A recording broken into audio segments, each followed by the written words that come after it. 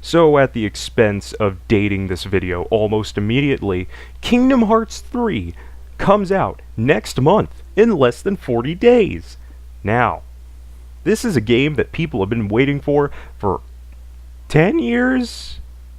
Well, if you've been waiting more than that, I'm assuming the last game you played was Kingdom Hearts 2, which then, oh boy, you're going to be very confused when Kingdom Hearts 3 comes out and you're not going to understand anything that's going on.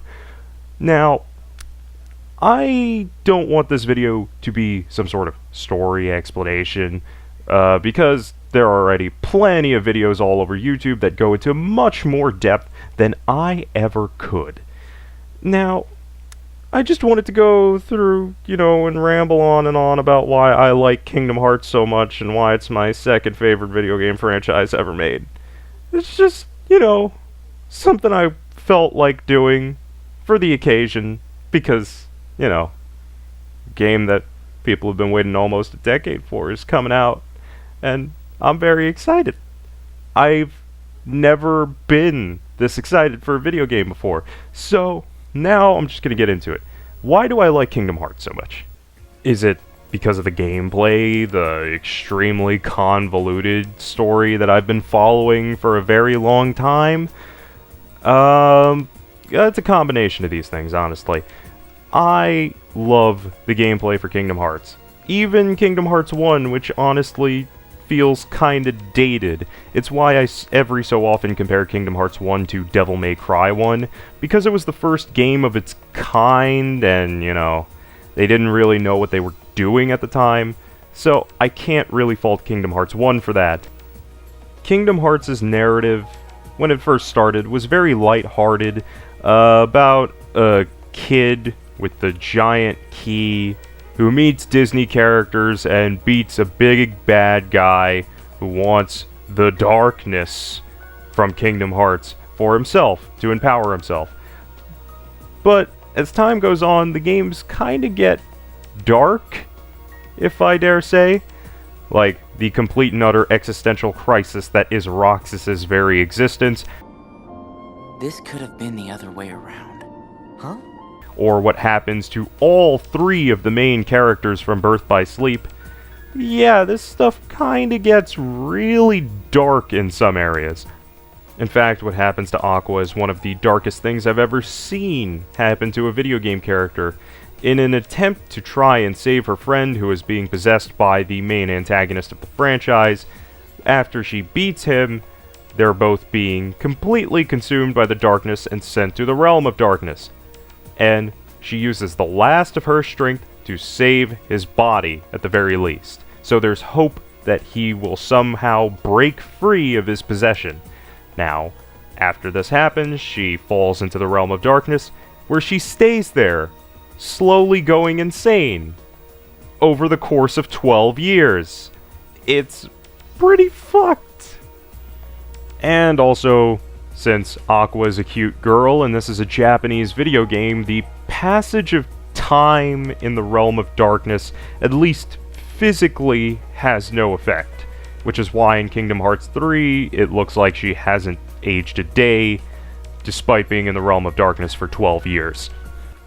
And then of course there's Terra, who is still being mind-controlled by the main villain of the series.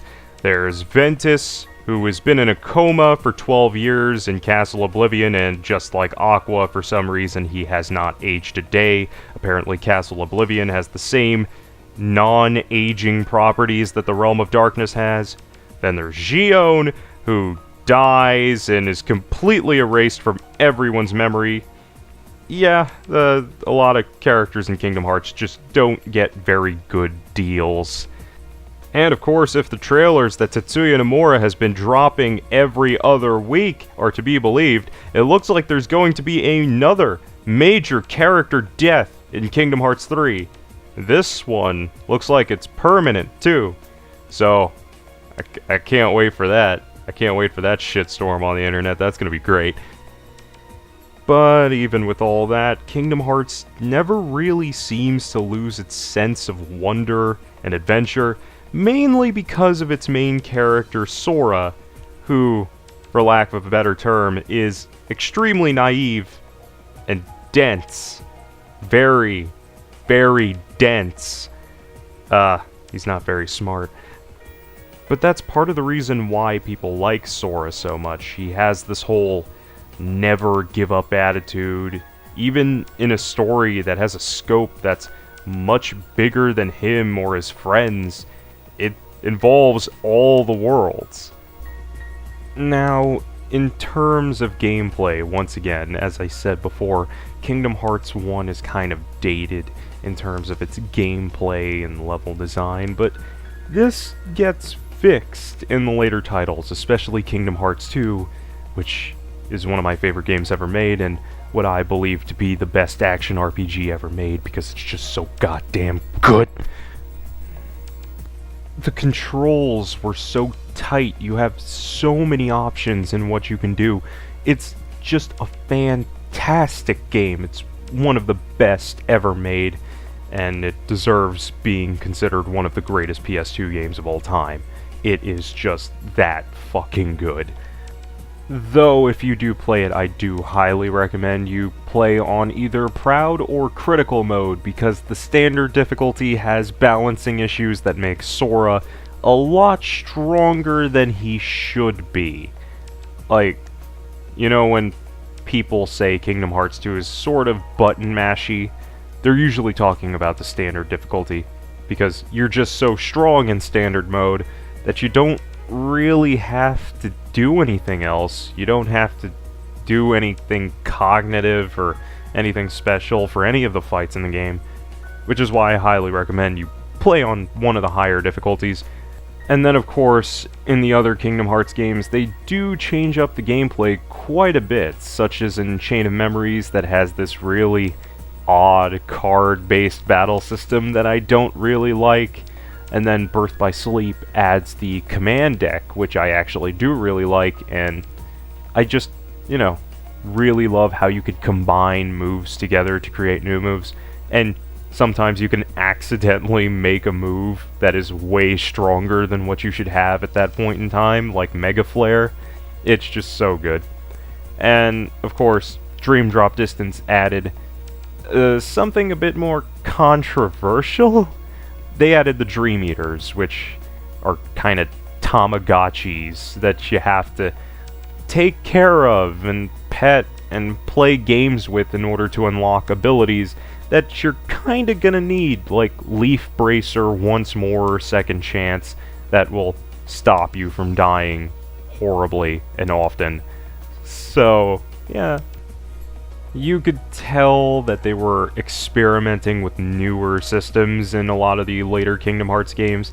Like, the Dream Eaters clearly were made with a mobile device in mind, which is why it's kind of a bigger deal in the console version than it was in the 3DS version, because it just didn't feel like as much of a chore on the 3DS version, while in the console version it's something you have to actively do.